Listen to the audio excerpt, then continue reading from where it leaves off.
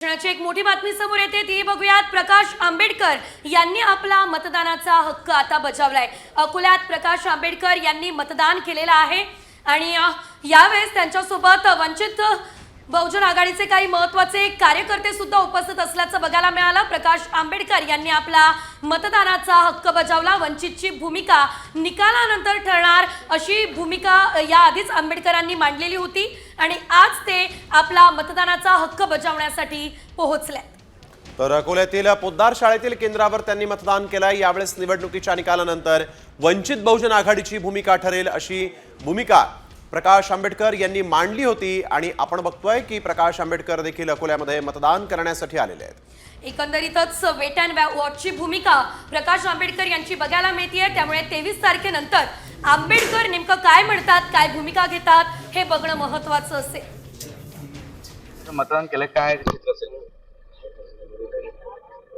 एवढं मला दिसतंय आणि त्या पहिल्या ट्रेंडवरनं सुद्धा जे आलेलं आहे ते म्हणजे नॅशनल पॉलिटिकल पार्टी जी आहे भारतीय जनता पक्ष आणि काँग्रेस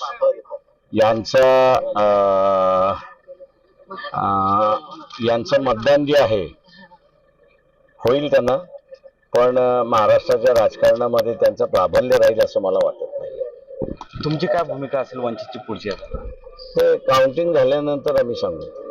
सर, एक शेवटचा प्रश्न विचारतोय। आज राज्यात आपण पाहिलं अनेक ठिकाणी उमेदवार हल्ले झाले, आपल्या उमेदवारी हल्ले झाले, अनिल देशमुखांवर हल्ले झाले, काय कसं बघायचं?